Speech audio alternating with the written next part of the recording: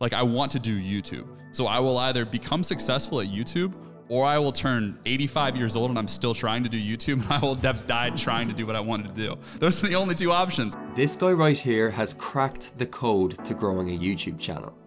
Eric Decker, or as you might know him, Airrack, has gone from 0 subscribers to 1 million in 1 year. At a time when YouTube has never been more competitive, that's a pretty amazing achievement. His crazy challenge videos have got everybody talking. Just listen to what Mr Beast had to say. I think you're going to be a big YouTuber. It's obvious you understand the game and you're driven and dedicated. So, like, there's no doubt in my mind within a few years you'll have 10 million subscribers. So, like, his growth is exponential. But how is he growing so fast? Last January, Eric gained 300 subscribers. The month after, 90,000. What changed here? Well, in this video, we'll investigate and get to the bottom of his strategy. And if you're like me and are obsessed with growing your own channel, you're going to be blown away by some of the moves Airrack has made. I know I say it a lot, but this guy is a YouTube genius. I've analysed some of the biggest YouTubers in the world, but the way Airrack has grown is different. These two guys here present a typical case study for a highly successful YouTube channel. Both Mr Beast and KSI worked on their content for years before they ever hit 1 million subscribers. An average YouTube growth curve looks something like this. You start slow and then over time your content gets better and you pick up real momentum. So how did Airrack manage to skip this step? I mean, this time last year he was a college dropout with no experience growing a YouTube channel. By every measure he was starting from 0. But he had a plan. You see, no matter how competitive YouTube gets, the algorithm is built to help new creators get discovered. The issue is most people just don't know how to get picked up by the algorithm in the first place. And that is what Airrack has done so well, getting initial attention and getting into people's recommended feeds. After a month of research and watching every single one of his videos, here are the 3 steps behind his rapid growth on YouTube. If 2021 is the year you want your channel to explode, pay close attention. Later in this video, we are going to talk about some of the less innocent ways Airrack has grown his channel. But the first thing you need to succeed on YouTube is a good product, aka your content. Which takes us on to step number 1. From the start, Airrack has been making algorithm optimized videos. As I said earlier, YouTube wants new creators to be discovered, but they're obviously not going to manually watch every single upload. So their algorithm tells them whether a video is good or not. One of the main ways they do this is through average view duration and retention. This is where so many small channels fail. If you can't keep people on your videos, YouTube simply isn't going to promote them. But big channels know how to make optimized videos. They use retention strategies that capture you from the very start and keep you watching. What's really interesting about Airrack is it's almost like he's got some sort of inside information before starting. His content is carefully planned and edited to beat the algorithm. Let's take a look at this video here to see his retention strategy in action. I want you to pay close attention to the opening 20 seconds, because a few things happen here that are so important to the overall video. I want to try and deliver Uber Eats by air. We've trained for this! So how many flights have you done? A couple. Tango Kilo Vilania Fishtails. Have you ever had a helicopter Uber Eats food to you before? How much do y'all weigh? This is what is known as a cold open intro, which is essentially where you jump straight into the action before anything else. Airrack's goal here is simple. He wants to convince the viewer to stick around. He does this by delivering a one-line explanation and then proceeds to show the viewer some of the best highlights to hook them in. He also really cleverly includes clips that leave unanswered questions.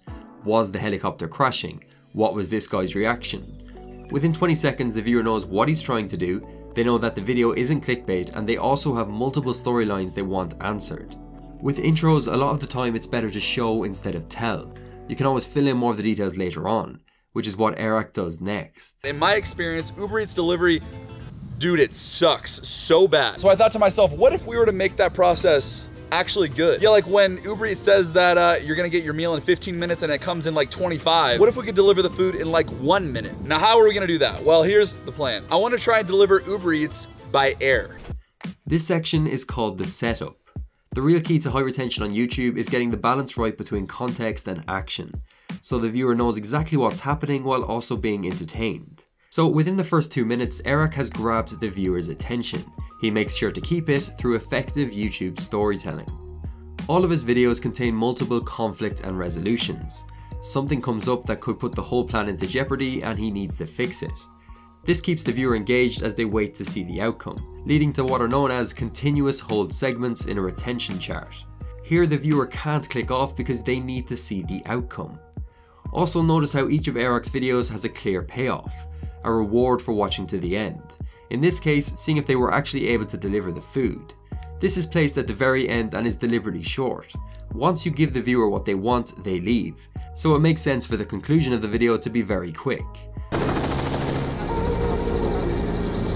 What's up, brother? Man, how are you? 2 fish tacos, right? That's perfect, yeah. All right, we got you an extra order in there just for the inconvenience. Have you ever had a helicopter Uber Eats food to you before?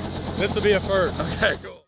Now, combining all these tactics together, Airrack has retention that can compete with some of the biggest channels on YouTube, which tells the algorithm that this video is worth recommending. But what's the point in having good retention if you have no people actually finding the video in the first place? Which brings us on to step number 2. Airrack is stealing audiences. Most people when starting YouTube have 3 or 4 channels that inspire their videos. In Airrack's case, it's mainly Logan Paul, Dobrik and Mr Beast. A good way to find your content format is by trying to blend your favourite channels into one. For example, Airrack's videos often have a Mr Beast feel in terms of the idea, but he combines this with Logan's storytelling and David's fast-paced humour. In doing so, Airrack identified his target audience. He realised that someone who watched each of these 3 YouTubers might also be interested in him. But he needed a way to put his content in front of their face, and he did this through a method he calls social hacking. Social hacking is essentially another form of trendjacking, which we've discussed before on this channel. The idea is simple. You find a way to make videos about or with larger creators. You're essentially leveraging another fan base. Airrack ruthlessly pumped out video after video where the YouTuber in question was the main theme. Each time he did this, he was capturing new audiences. For example, Logan Paul fans would come over to this video for Logan Paul, but then a percentage would actually stay and subscribe because the content was so good. This is what I mean by stealing audiences, even though the word borrowing is probably more fitting. The key thing is, Airrack wasn't just using people's name for clickbait. He was delivering unique video ideas. Just listen to him describe this on the Colin and Samir podcast. And what I always tell people is, if you're going to try to do a collaboration, you have to create a situation where they win bigger than you do.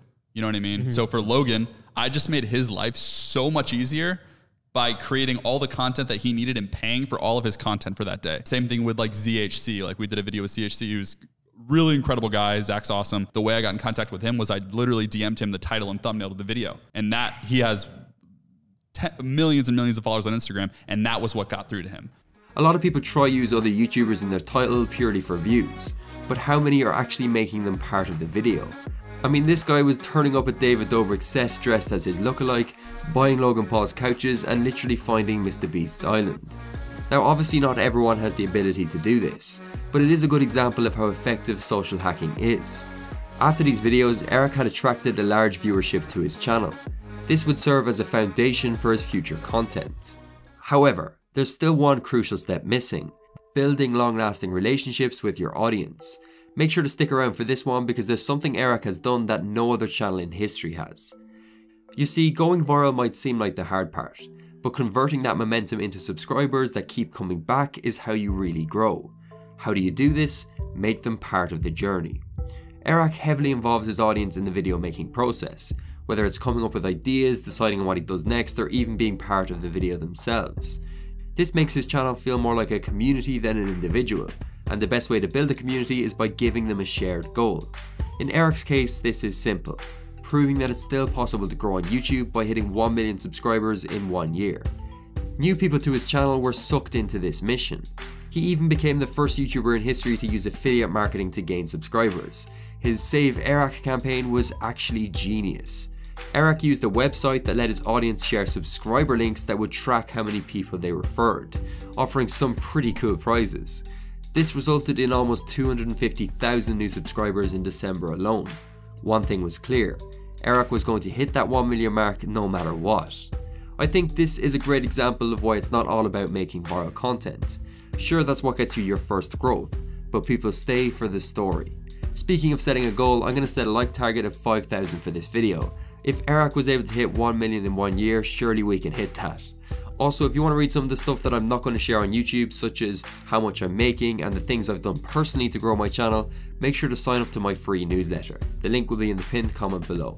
Thank you for watching, and I'll see you in the next one.